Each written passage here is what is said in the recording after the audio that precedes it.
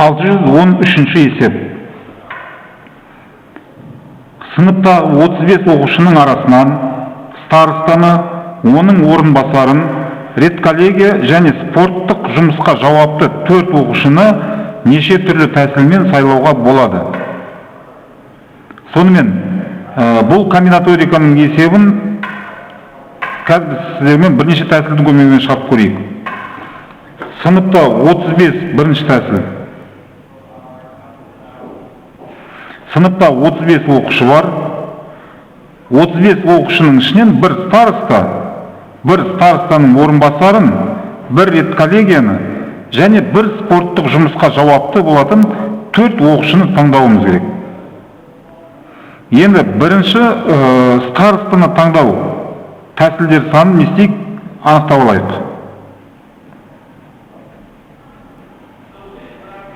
Бірінші старостаны таңдайтын болсақ, 35 оқушының ішінен бір старостаны таңдап алу тәсілдер саны 35 болады.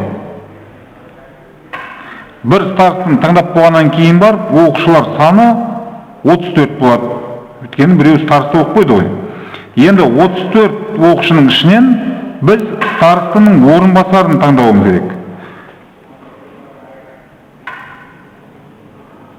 34 оқушының ішінен бір орынбасар таңдаудың тәсілдер саны сәйкесінше 34-ке тең болады. 34 оқушыдан бір оқушыны таңдалатын болсақ, барлық 34 тәсіл бар, 34 вариант.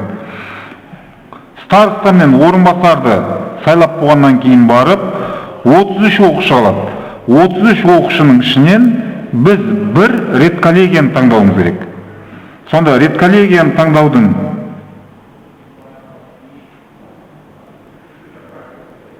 Редколлегия таңдаудың 33 оқушыдан бір оқушыны таңдаудың барлық нұсқалар саны 33. 33 түрлі тәсілмен таңдауға болады. Староста, орынбасар, редколлегия таңдалып болғаннан кейін барып, сыныпта 32 оқушы алады. 32 оқушының ішінен біз бір спорттық жұмысқа жауапты оқушыны таңдауымыз керек. Спорттық жұмысқа жауапты оқушыны 32 оқушының ішінен іздейміз, таңдаймыз. Яғни 32 түрлі тәсіл бар. Енді староста, орынбасар, редколлегия, спорттық жұмысқа жауапты оқушыны таңдаудың, төртеуін бірден таңдаудың барлық комбинациялар санын табатын болсақ, табу керек болса, біз осы 4 санды бір-біріне көбейтіп шығуымыз керек. Сонымен бізде ізделінді сан ол 32, көбейтілген 33, көбейтілген 34 және көбейтілген 35.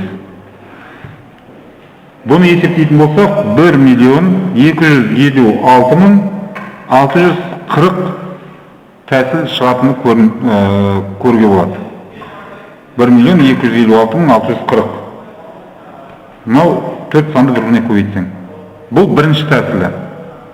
Енді осы есепті шығарудың екінші тәсілі.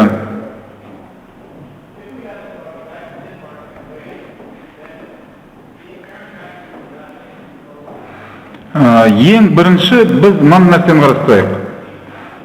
35 оқушыдан 4 оқушыны терудің тәсілдер санын қарастырайық. Теріп алудың қанша варианттары бар? 35 оқушыдан 4 оқушы теріп алатын болсақ, оның қанша варианты бар? Соны анықтаймыз. Енді теріп алған 4 оқушының 4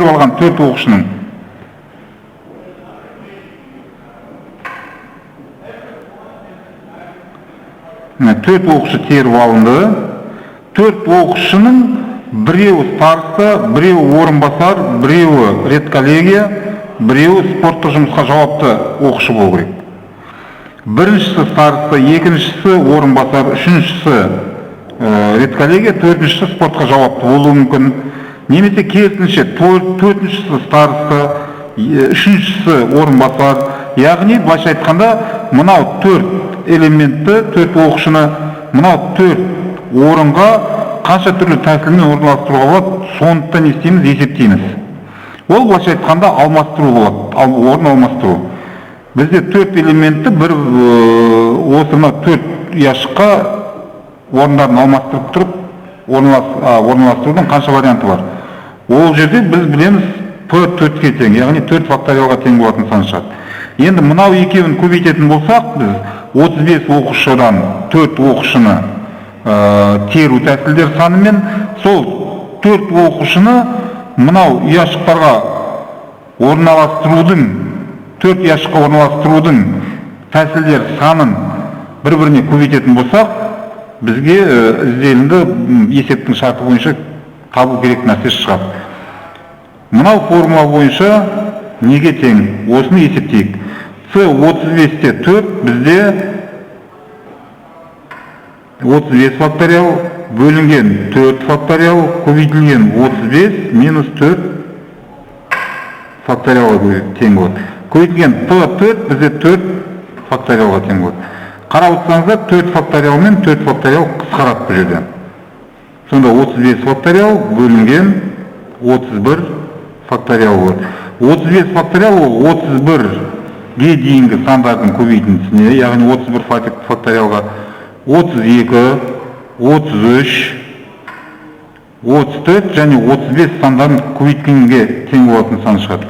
31 факториал. Мынау екенін қысқартатын болсақ, 32, 33, 34, 35 сандардың көбейтіндісі шығады.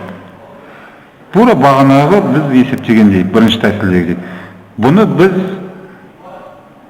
1.256.640-қа тең екенін білеміз бұның. Бұл екінші тәсіл болатын. Енді үшінші тәсіл.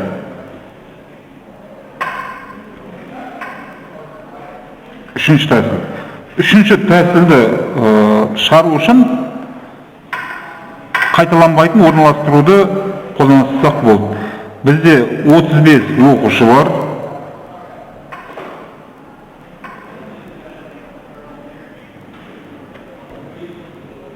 35 оқушы бар. 35 оқушыны біз старостың орынбасары, редколлегия және спорттық жұмысқа жауапты деген 4 орынға орналастыруымыз керек. Бұл жерде қайталанбайтын орналастыру болғандықтан мынау формуламен не істей саламыз, таба саламыз. 35-те 4. 35-те 4. Бұл формула бойынша 35 факториал бөлінген 35 минус 4 факториалға тең болады.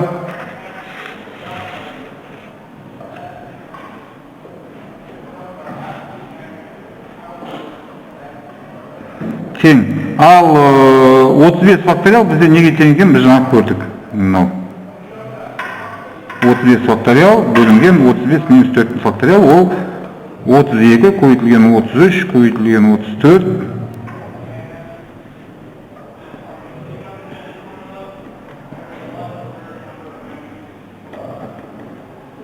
1.256.640-қа тең болатын шығады. Яғни бір есепті шығарудың 3 тәсілі. Мына жерде біз көбейту ережесін пайдаланып жатырмыз. Мына жерде біз теру мен орын алмастыруды пайдаландық. Мына жерде бірден қайталанбайтын алмастыруды пайдаландық. Негізінде ең тиімді тәсіл бұл жерде үшінші тәсіл. Негізі бұл жерден мынандай нәрсе көрінеді. С 35-те 4 көбейтілген P4, ол А 35-те 4-ке тең деген. Неге екен, біз мына жерден оны көріп тұрмыз. Бұдан мынандай нәрсені шығаруға болады. С N көбейтілген PM тең A N-ге.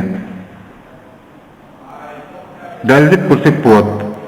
CNN көбейтілген PM-неге тең болады. CNN көбейтілген PM тең болады. N факториал бөлінген n факториал көбейтілген n минус n факториалға. Көбейтілген pm ол бізде m факториалға тең. Мынау екеуін қысқартатын болсақ, бізде шығатын нәрсе ол n факториал бөлінген n минус n факториал. Енді ANN ол бізде n факториал бөлінген n минус n факториалға тең. Сонда мынау екеуі бір-біріне тең болғандықтан бізде мынау формуланың орындалатындығы көрініп тұр. Яғни былайша айтқанда терудің ішінде біз орын алмастыруды да ескеретін болсақ, бізде алмастыру шығатын, орналастыру шығатындығы, қайталанбайтын орналастыру шығатындығы көрініп тұр.